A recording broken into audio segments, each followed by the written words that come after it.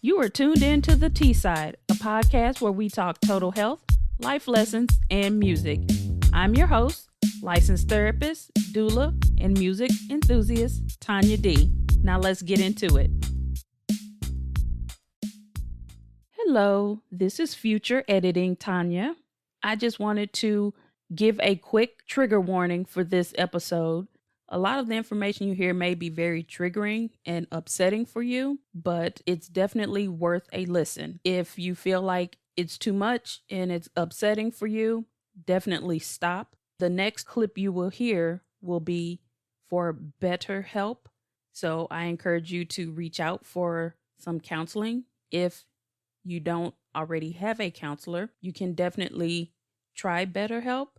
Reach out to friends and family that you may find supportive, or you can always reach out to me through DM on Instagram, or you can send me an email at thetsidepodcast@gmail.com, and I will definitely do my best to get you set up with some support and resources in your area.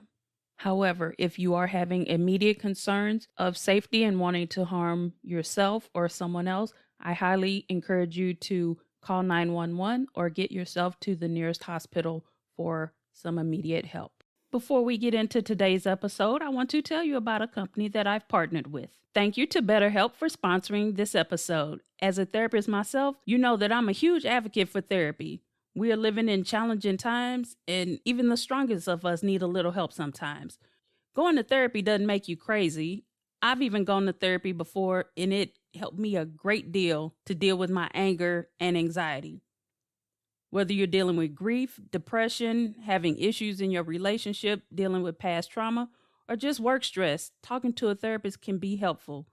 It's cool to talk to your friends, but they will always have some type of bias because they know you. You want someone who can be objective. BetterHelp, that's better HELP, will assess your needs and match you with your own licensed therapist. You can start communicating in under 24 hours so you don't have to wait weeks to get in to see someone. It's not a crisis line, and it's not self-help. It's professional counseling done securely online, and there's a broad range of expertise in the counselor network that may not be available locally in many areas.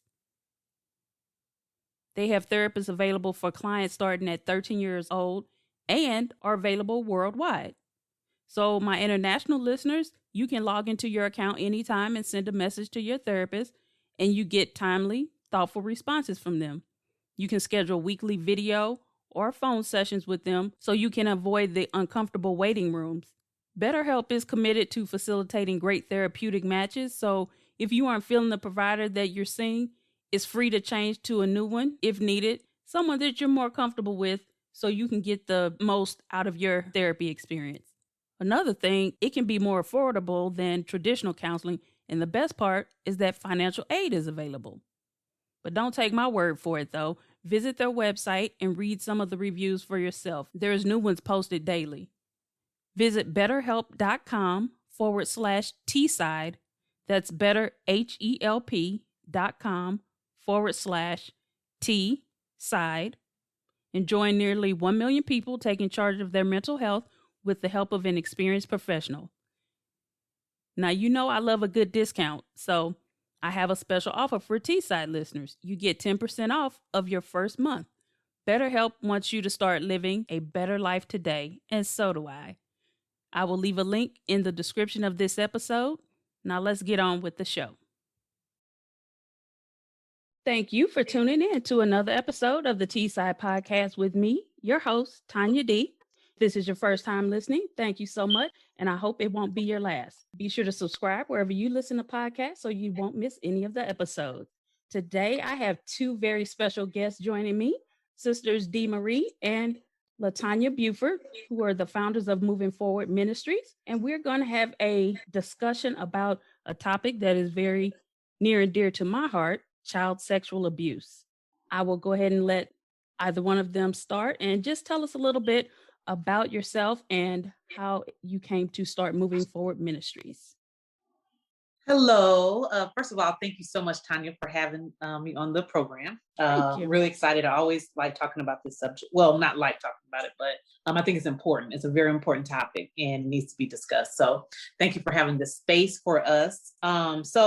Yes, I'm Dee Marie. I am the founder of Moving Forward Ministries. It was founded back in November of 2012. And it started with my personal story of being sexually abused, and a lot of my friends came out about their story that they were sexually abused as well.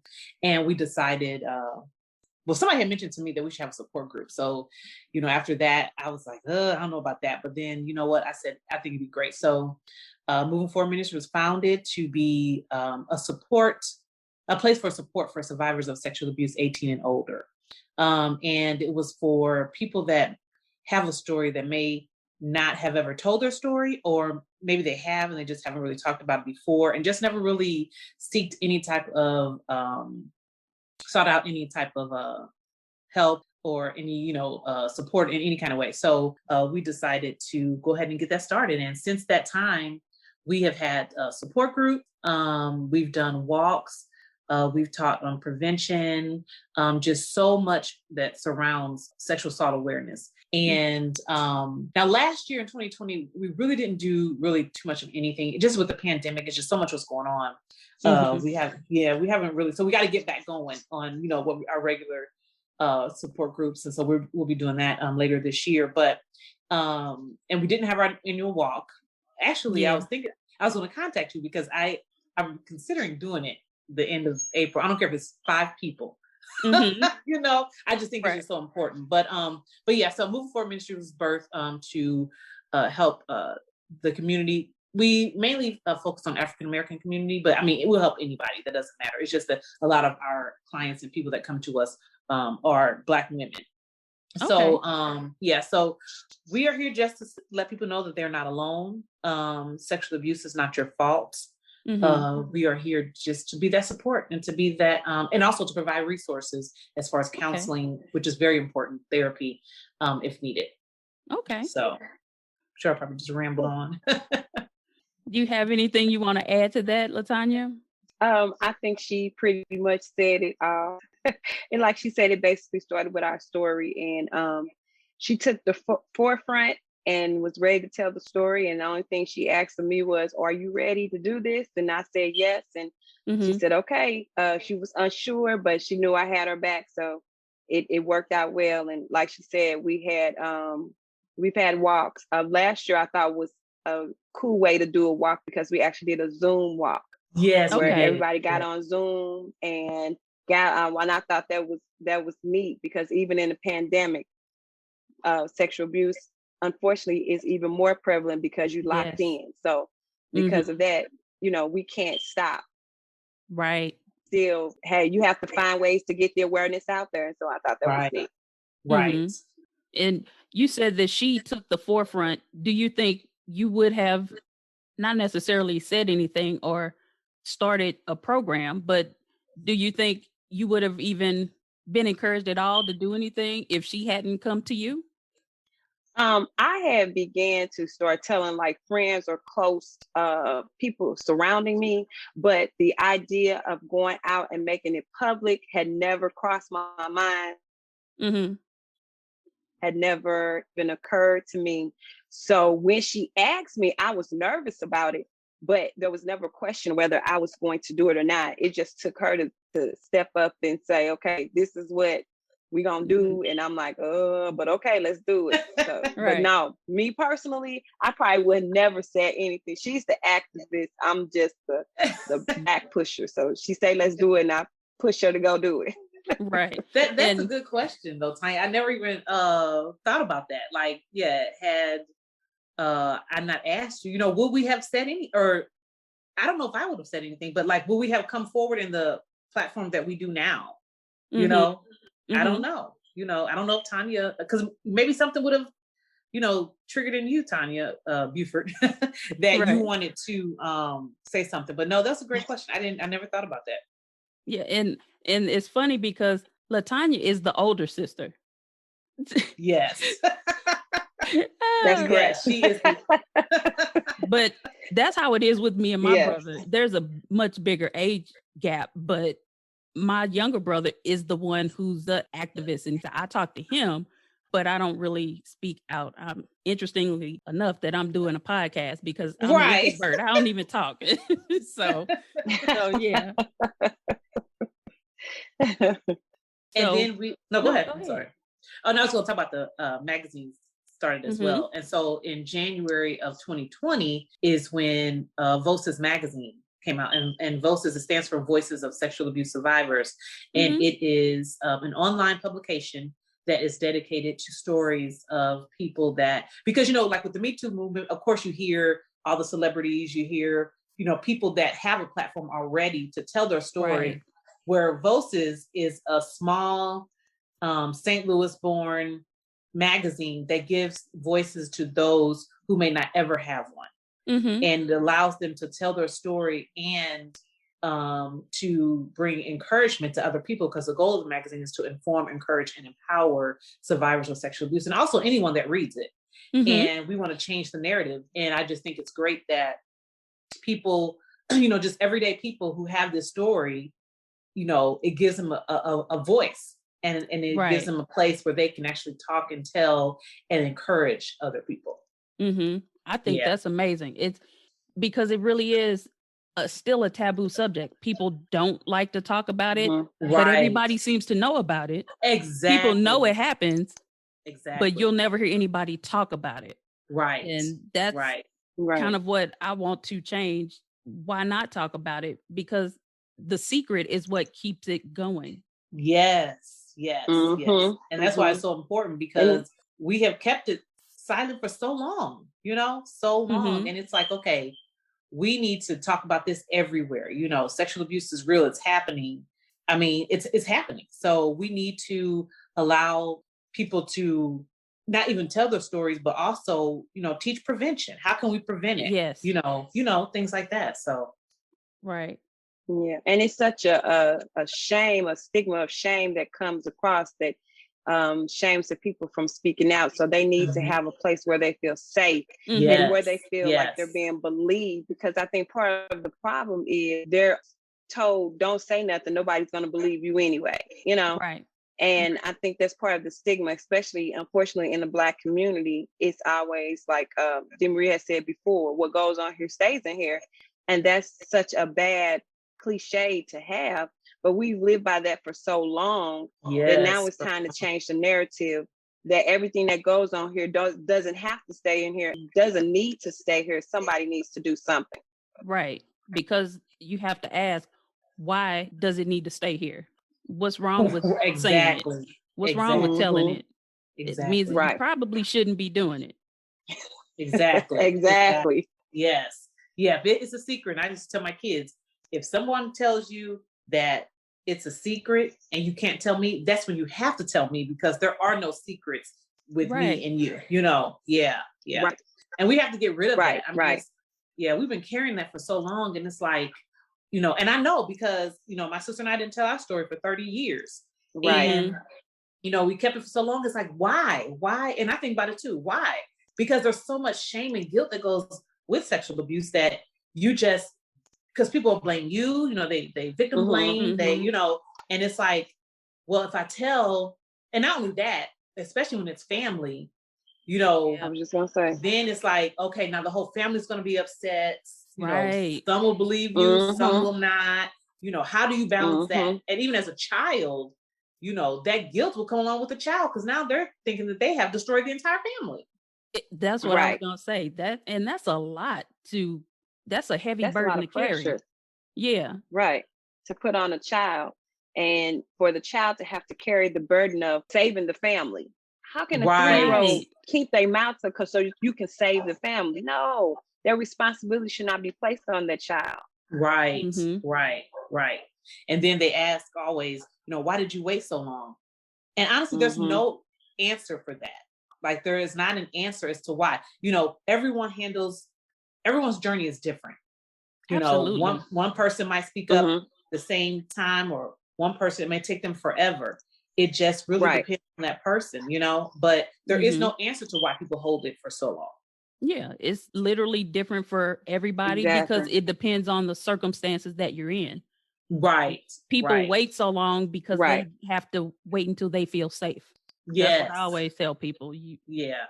tell it when you feel safe, because even if you do, like Latonya said, she told some friends and people she was close to, but even as sisters, you still didn't really talk about it. Right. So yeah, so Mm-mm. we're sisters and we did not even discuss it with each other. Which to me, I mean, now that I look back, it's like, how did we not? But we didn't. It was just understood this is what Right. happened. So you both knew about the Yeah.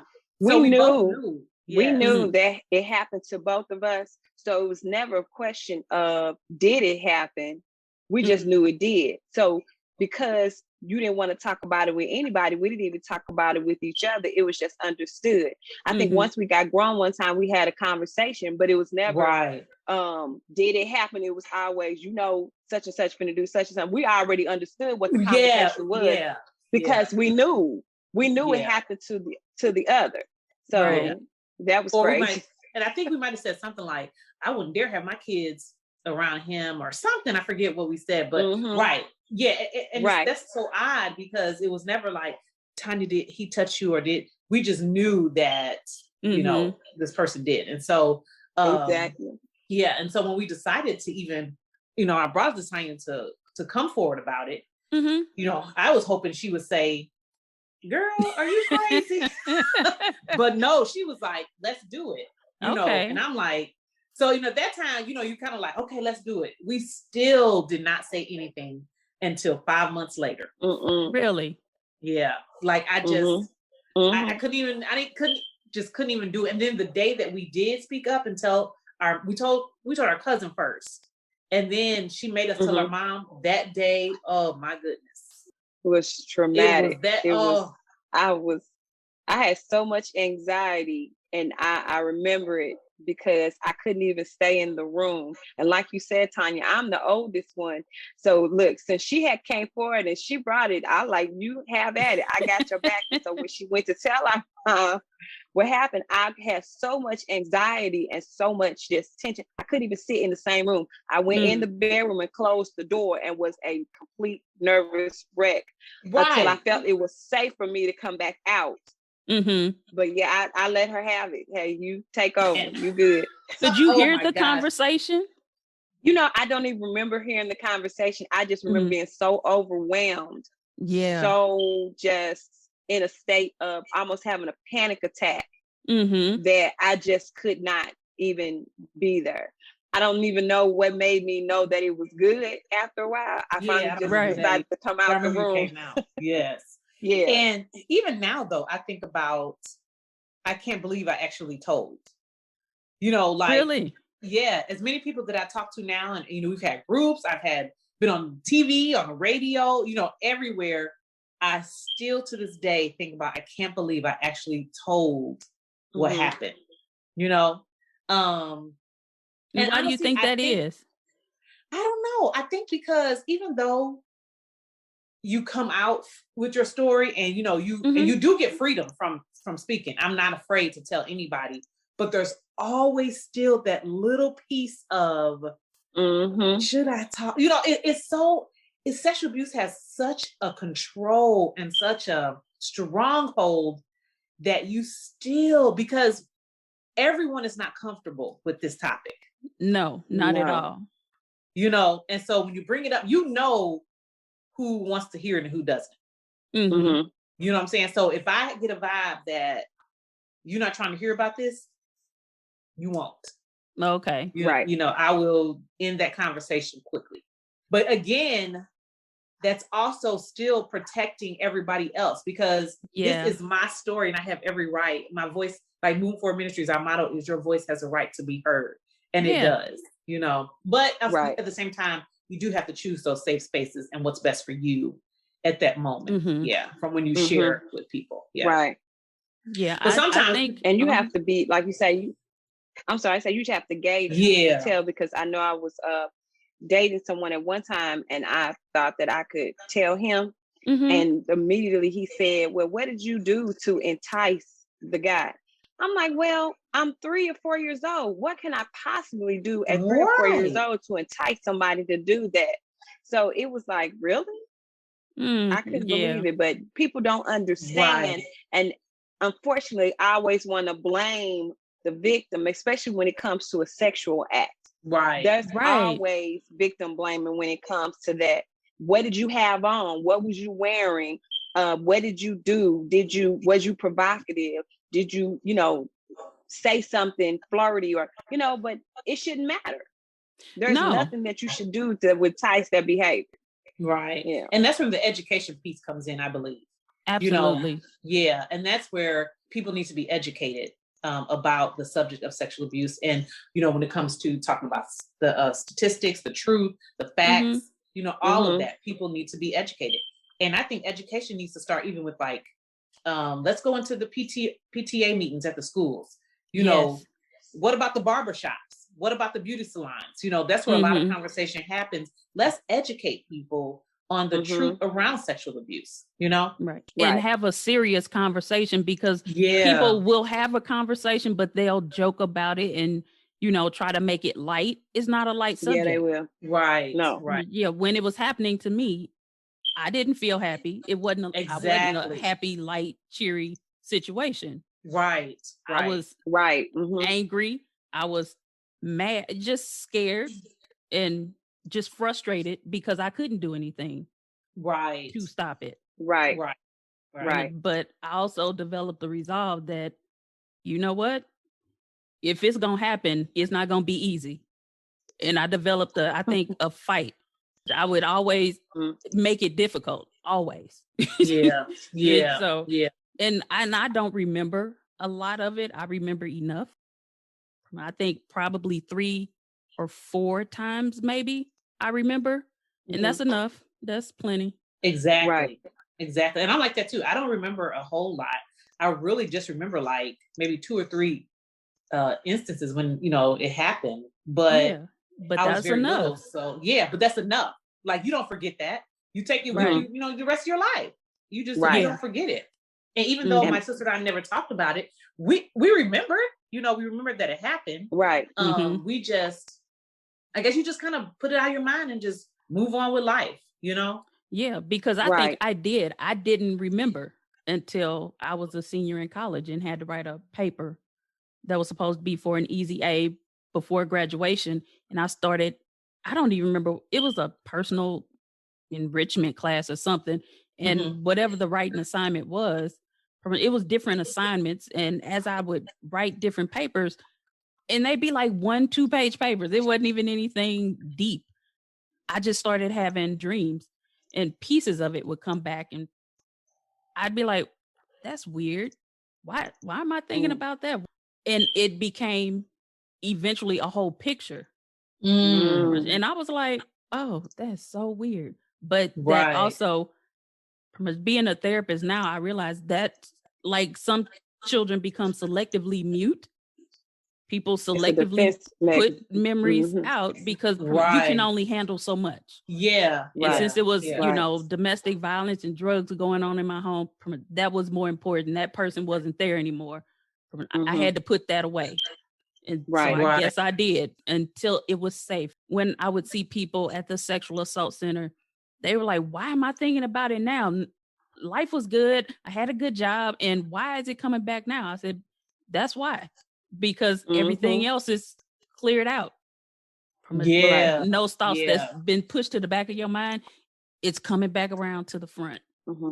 Unfortunately, I remember, I didn't forget, I remember a lot of instances.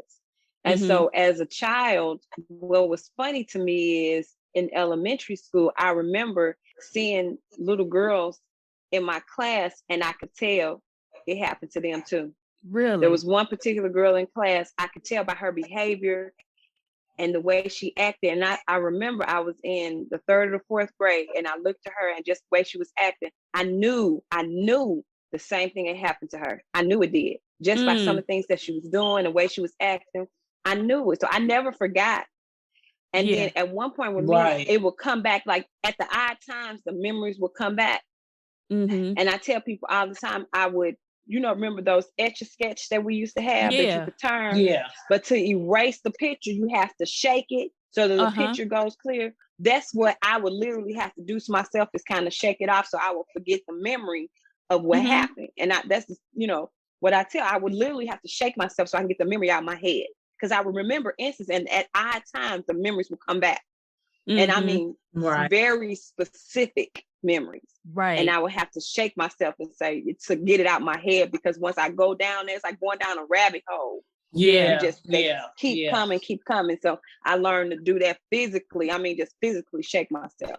I would. And I remember, like I said, in elementary school, I could recognize the signs in other kids. Yeah. Just can't forget right now. I can picture the little girl I think of. Mm-hmm. And so let's talk about kids. What are some signs that you did see, or that you see, that may indicate that something like that is going on with your child?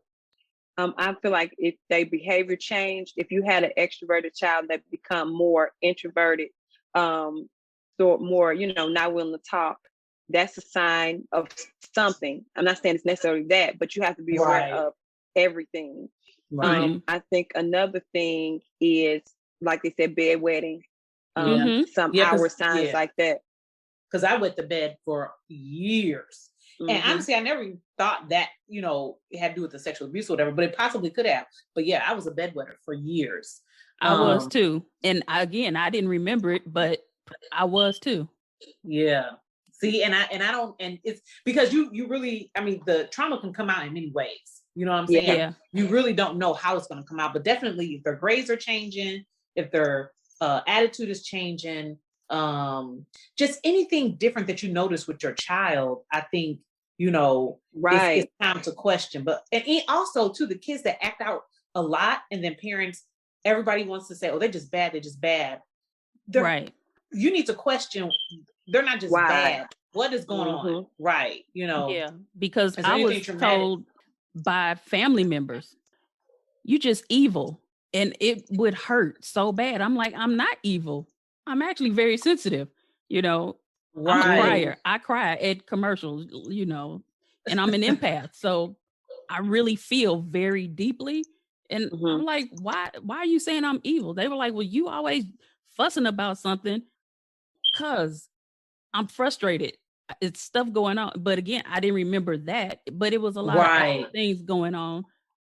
I think I went to see a counselor once. I think it was a man. I think part of it would be because I was wetting the bed, and I don't even remember. I remember going once. Maybe I went more than that, but that didn't really work. So I was like, oh, okay. But my mom did take me to see somebody. She's like, something's wrong with my child. But and that's, what, it amazes me though. A lot of parents don't recognize the signs or don't want to recognize the signs, because when we revealed to our mother, she just said she never had a clue. She just never did. She said we acted like ourselves. And I think maybe because it was so young, we had to learn at an early age to adjust. Yeah. And just be okay with it. Because to this day, I can't remember how long it went on. I just know it was for a time, because for a while, I thought it was a common thing. I thought that was just something that happened to everybody. It never occurred to me until I got a little older that was something that was not supposed to happen. Right. But for a while, I just thought, okay, this is just what it is. That's common. So with me thinking that would make me think that it had to happen for an extended period of time. Right. And again, like with like Latonya said, I don't remember when it ended. It just stopped. Right. You know what I'm saying? But I do believe in my heart of hearts, somebody found out. I really do. Because it's like but and I was so little, and in my memory, I just can't remember everything. But I remember somebody asking, did it happen or something? But I really believe someone found out. And then it just ended. But because we weren't really around this person anymore, were we? Oh, right. Remember that? Not at all. It was just like never. Yeah. Oh, probably. You're probably right. So, yeah. And I remember for me, it was, I think he was 15, maybe. It was a cousin, but I remember he would always hang out with one of my other older cousins. And the older cousin was there once or twice. And I remember him asking the other guy, do you want some? And I remember looking like, really? Like, again, I'm like 5 and I'm like, for real? And he was like, nah, nah, I'm good, because he was scared of my dad. However, I did find out, I was probably in late 30s. I found out that he did actually do something to another cousin. He didn't mess with me, but he did mess with another cousin of mine. Wow. So the two of them together. Apparently. Right. Apparently. Right. Right. But I don't know, because she didn't say anything about the one that was messing with me. And she has, to this day, she still has not told her mom. Right. She was like, because of how upsetting it would be to family. The family. Yes. Right. Yes. Yeah. And I had did a seminar a couple of years ago, and this guy that was there, and he said, just prepare for a fight. Yeah. He was like, just when you know that you're about to reveal your story, especially with your family, he said, you just have to know, I got to roll my sleeves up and prepare for what's about to happen, because we're blessed that our mom supported us, but not everyone's, even parents even support them in their decision to come forward, especially depending on who the person was in the family. Right. You know? But I mentored, I'm sorry. No, go ahead. No, I'm saying I mentored a young lady, and she had a problem, and her mom asked her, well, why do you keep talking about it? If it happened, why you keep bringing it up? You should be get over it by now. And she couldn't understand why her mom would tell her that. And I told her, despite of that, you have to be healed within yourself and not worry about that. Because I know it's your mom and you love her, but unfortunately, we can't always expect to have the support that we want. Right. Yeah. We have to get healed in spite of. Yeah. And I know for me, that was, once it did come to me and I did remember, I remember thinking, I'm so glad that my family was supportive. Family, meaning my mom and my brother, mainly my mom. I think maybe my brother said he found out later. And I actually asked, or he commented when we did the Hood Talk podcast, having the conversation about sexual abuse. So shout out to Shavana and the Hood Talk podcast. Yes. My brother commented on there that my dad called him, I guess, when he found out, and said something like, should I kill him fast or slow? Like, so. Yeah. And I was good and grown at that time. And when it happened, I remember telling my mom, and she said, you can't tell your dad because he will kill him. And even as an adult in 2003, he was still like, I'll kill him. Right. But then my mom forgot about it. Pretty much when I started having memories and came back to her, she was like, I don't remember that.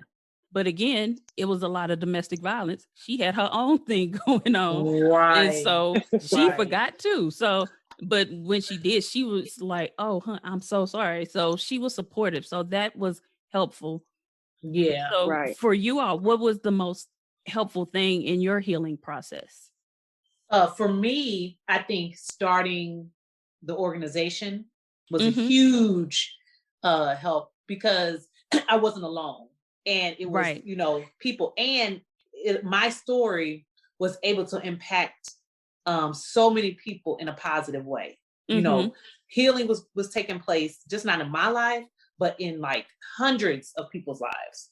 And seeing our walks in the sea of teal was just like, wow, that really, really helped me. So just talking about it, being open about it, sharing my story with other survivors, giving them a platform and a voice to share their stories as well, has been a huge step in my healing process. And then also, I did go to therapy, and I love my therapist. So I went to therapy, but I went after moving forward, after all of that. I just went like really good just this past year.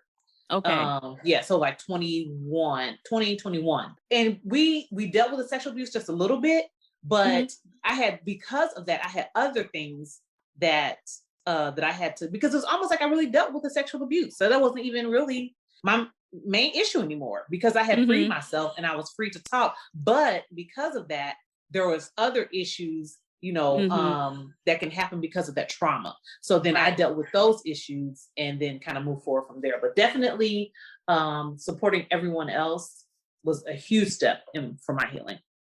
Yeah. And the same for me, just being a therapist and being able to educate people and support people who have been through it, and to educate them to be able to break the cycle.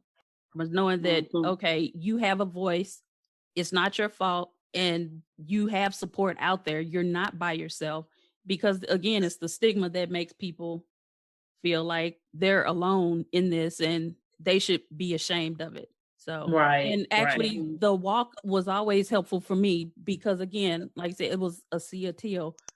Right. Seeing other people. And I hadn't mentioned it, but I went to high school with Latonya and Dee. So, and they say, 1 out of 3, 1 out of 4, and the 3 of us on here. So exactly. And you have to look at, if you're in a group, just a group of your friends, take whoever you are really close to, even if you're an adult, if you in high school, look around at you and your closest circle. You can more than likely guarantee somebody has had some type of inappropriate sexual interaction towards them. Yes. Before the age of 18. Right. Yep. For me, it was being able to talk and just openly talk about it, and to talk, because the talk and the communication helped me be, I don't want to say comfortable, but it freed me. Yeah. In a Dee Marie pushing me, because of course, whenever she goes, you come on. So with that being said, and then just being amazed at the amount of people that I was surrounded with that I did not know, that once I came out, they felt free to come to me and come out also. And so that was very, very helpful, because now I, in a small way, gave them a voice. And then I freed me, but then I brought people along with me who are free now also. So that's a big, big help for me. Okay. And I think there's safety in numbers, Yeah. And when you find out, wow, I'm really not by myself, then it kind of takes that burden off of, well, if I tell, I'm gonna be standing alone. Well, as long as Dee Marie is around, you'll never stand alone, because I'll always support you. I will always be your voice, because healing is possible.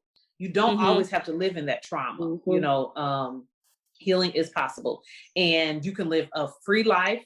You can live a fulfilled life. You can overcome. You can be happy. You can have great relationships. You can have all of that. But a lot of times that stigma is on sexual abuse, like, oh, you have so much trauma now, you can't live. Yes, you can. Right. Yeah. And that's part of it. People will look at you like, oh, something's wrong with you. Like you're damaged goods, or much, oh, that happened to you. Like, oh, I don't know if I want to be around that person. I don't understand it, but I don't know. I'm a social worker. I don't mind being around people. So because we all have issues. Right. Yours may not be sexual abuse, but there's something, this is true. Yeah. There's something. Yeah. But people they can go on, even if they have turned to drugs or alcohol or promiscuity, or, you still can overcome. There's nothing that's too hard that you can't get through, because you can. But again, that's why we have people like you, Tawnya, that's a counselor, you know what I'm saying, or a therapist. We have people out here that are licensed trained professionals that are here to help you deal with that trauma. And there is nothing wrong with going to see a therapist. No, not at all. They provide insight. Yes. They help you understand that, I'm not crazy. Maybe that actually does make sense. They'll be able to help you understand the reason for your behaviors. Exactly. You are on, you drink all the time. You can't figure out why you can't stop drinking, but have you dealt with the underlying issues that's causing you to drink? Exactly. Alcohol is a depressant, but it helps you numb out. So when you drink, you're not thinking about your problems, but that doesn't mean the problem isn't there. Exactly. So you have to be able to get to the root of the issue. And as far as therapy, I tell people all the time, it didn't happen overnight. You didn't get to the place you're at overnight. So That's don't right. expect for it to be fixed overnight. Overnight. Yeah. Exactly. Yeah. You know, Yeah. I would see people for years, and some they remember, some they didn't. And it just takes a while because, again, you come forward and talk about when you feel safe. Right. Right. So I think And I then we saw a have to lady in her realize- 70s before. So Wow. yeah. But she was getting her And we healing have at to take- 70. Right. We have to take the stigma off of getting counseling. It does not mean that you're crazy just because you go. And then we so independent at times, we think I can handle everything myself. Some things you cannot handle on your own. And it's okay to get help for those things. And you have to accept and humble yourself and say, okay, you know what? I can't handle this. And it doesn't mean there's anything wrong with you because you can't handle it. If you fix that, and then you can handle everything else. But if you don't fix it, like Dee said before, it's a sore that can fester, become affected, and it causes other issues. Yep. If you have a sore in your leg that's infected, you get gangrene and have to amputate that leg. You know, if you don't heal whatever that problem is, it's going to fester and it's going to become other things. And at this point, unfortunately, a lot of stuff does. And now we have to deal with this issue, but now we got all these other issues to deal with. So, because it definitely can impact the people around you. Like I said, I had a lot of anger, so I would lash out at other people, and that kept people away. That was my defense mechanism. It was easy to keep people away. I won't get hurt if people aren't around. But that wasn't helpful for me. If I need help, are you going to ask for help if you need it? Probably not. So it becomes a whole issue. And then if you have kids of your own, you know, like Latonya said, she was in a relationship. It affects your relationships and all kinds of different things. You know, it causes issues with your appetite. You either overeat, don't eat at all, you sleep a lot, or you don't sleep, you know, and you're prone to more abusive, addictive type behaviors. Like Dee said, promiscuity, you over sexualized, or you don't have sex at all. You don't want to hear anything about it, or you know, just self-injuring behavior. A lot of sexual abuse survivors that I've worked with had a history of cutting or self-injuring behavior. They weren't suicidal, but they would say they felt numb, and they would cut themselves to be able to feel something.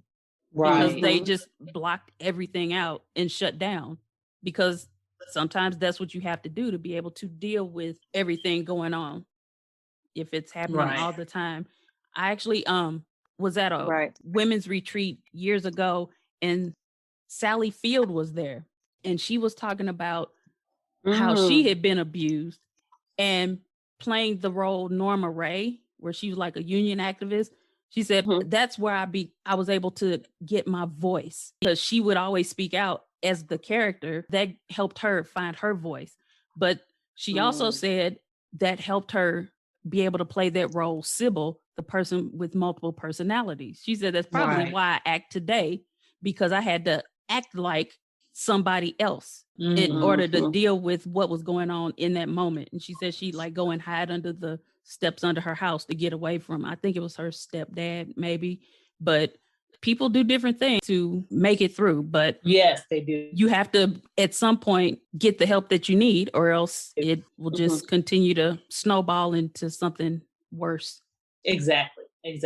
Right. And and this month, you know, is recognized as Sexual Assault Awareness Month, April. And and it's a good way for everyone to begin to learn. So Sexual Assault Awareness Month was started by the NSVRC, which is the National Sexual Violence Resource Center. And this year, the theme this year is to create safe online spaces. So really just, it's just a matter of even educating yourself to find out more about it, not be afraid to talk about it. Even, you know, we got so much out here now, social media. We got Facebook, Instagram, Snapchat, TikTok, Twitter, all of it, where we can be a voice of sexual abuse. Even if you're not a survivor, you can be an ally. Right. And, and you can just give statistics, find out information for yourself, and just be a positive person for other people to know that, you're just going to listen, believe, and support. That's all you can do. So if someone says, well, what can I do to support? You can listen, believe, and support. Period. Right. Yeah. And online, there's so many resources. You can go to nsvrc.org. So you can go to their site. They have a lot of statistics, information. You can go to RAIN.org, which is the Rape and Incest National Network. And they have statistics and where you can go to get support in your local area. So most places have a women's resource center nowadays. So you can always go there, and I'll list some information and links, but there's plenty of books that you can get for your children. And I know some parents say, well, if they're not talking about sex, I don't want to introduce it to them. And to that, I always say it's better to bring up the information. So, find a book that's age appropriate. Possibly everything in the book may not work for you, but you can read parts of it. Just whatever you feel comfortable sharing with your child, because to be honest, if you make it uncomfortable, it's awkward for them. But if it's normal, if you use the correct name for the body part, it doesn't seem weird. Exactly. They have a book called The Right Touch, My Body Belongs to Me. So you have a lot of resources that you can go to. I actually saw something when I was looking up statistics talking about online spaces. It was on sexting, getting permission before somebody decide they're going to send you a dick pic, basically. Like, you might want it. You might want to see it, but don't just go popping up and you open your text and you're like, oh, whoa, wait. Okay. I didn't need all that. Which I have received before. And I'm like, oh, whoa. Me okay. Too. Right. Like, oh, okay. Right. I don't know you like that, but all right. Right. You get blocked after that. Yeah. So it's like, make sure you ask but I got something for you want to see. They say, yeah, fine, send it. If not, okay, don't. Just don't do it. Don't. Yeah. So right. That's a way that you can have safe online spaces. Yeah, I was about to say, yep, that's exactly how you can have safe online spaces. Yeah. Yeah. Yeah. Mm-hmm. Yeah. So you don't have to be a prude and not talk about sex or be involved, anything sexual. It's not an off limit subject. You just have to be respectful. Yeah. Right. Exactly. Yeah. Yeah.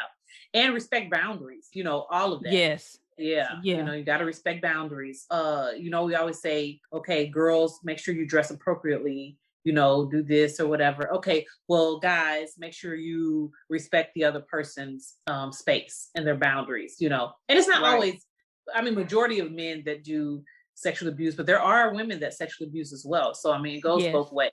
Yeah. Yeah. Mm-hmm. So we just have to be careful. And I want to say too, when you said, Tawnya, people say, well, I don't want to talk to my child about sex at whatever age, but me and my sister were abused at 3 and 4.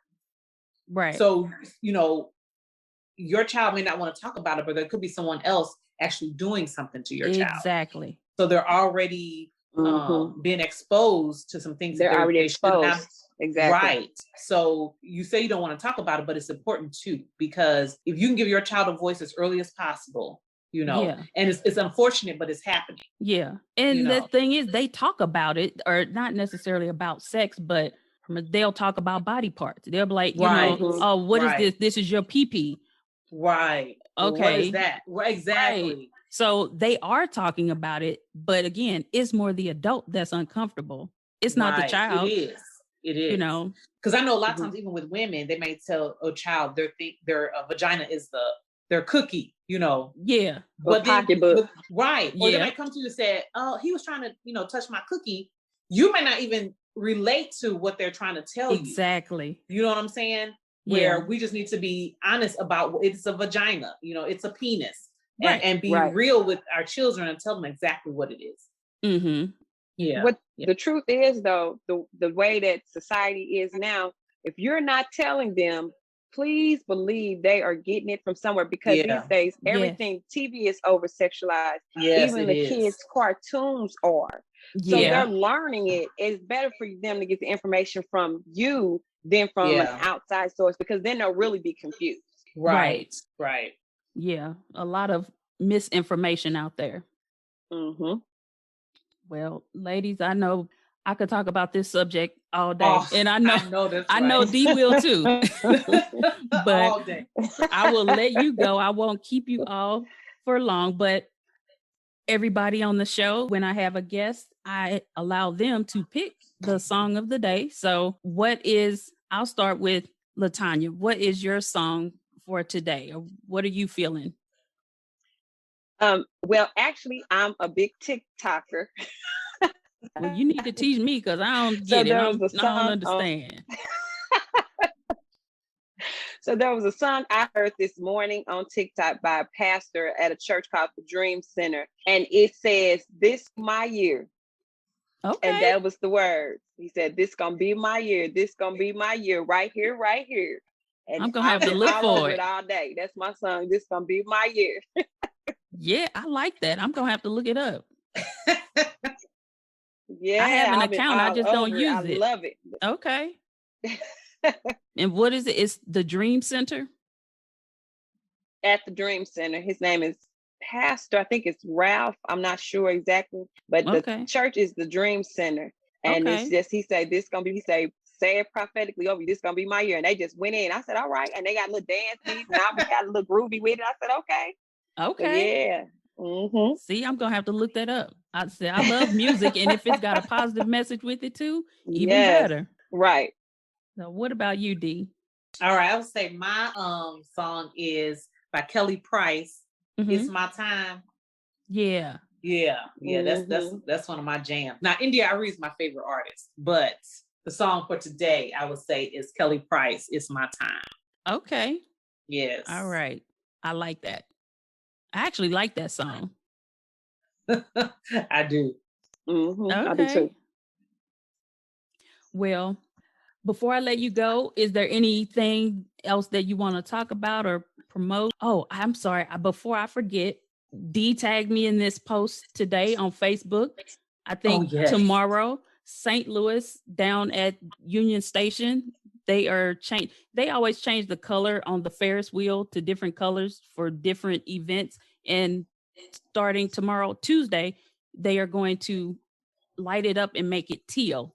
Yes. Sexual Assault Awareness Month. Yes. I'm so excited about that. That's wonderful. And again, so April is Sexual Assault Awareness Month, and the symbol is a teal ribbon, and they're lighting St. Louis up teal.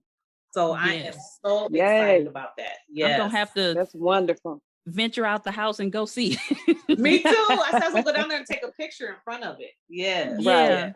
Anything else you all want to promote, or what are your socials? Where can they find you, or, more about your services? Yeah, so they can find me, Dee Marie. I'm on Facebook as Dee Marie. I'm on Instagram as the Dee Marie, _ Dee Marie. Twitter, I don't tweet really at all. I just go on there for like news.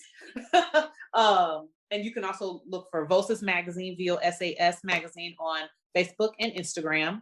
Moving Forward Ministries, which is M4WD Ministries, and that is on Instagram and Facebook and also Twitter. Okay.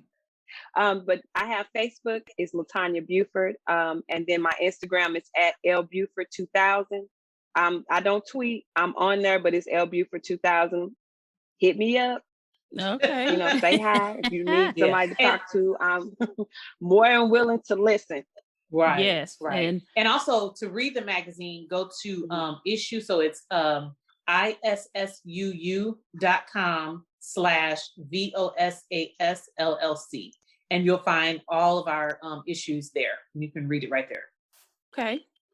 Yes. And I'll be sure to link all of the information down in the description of the podcast. So definitely reach out if you need information, resources, or someone to share your story with. You can reach out to me at the T-Side Podcast at gmail.com or to Dee and Latonya, and we can definitely try to get you set up with some resources and supports in your area. Yes, for sure. Most definitely. Yes. So Right. if there's nothing else, you ladies have a good evening. Thank you so much for joining me. And hopefully I'll be talking with you soon. Thank you. All right. Thank you. You're welcome. Thanks for tuning in to this episode of the T-Side Podcast. You can find me on Instagram and Facebook at the T-Side Podcast. If you like what you heard, be sure to subscribe, rate, and review wherever you listen to podcasts so you don't miss any of the episodes. And be sure to tell a friend about the show. Until next time.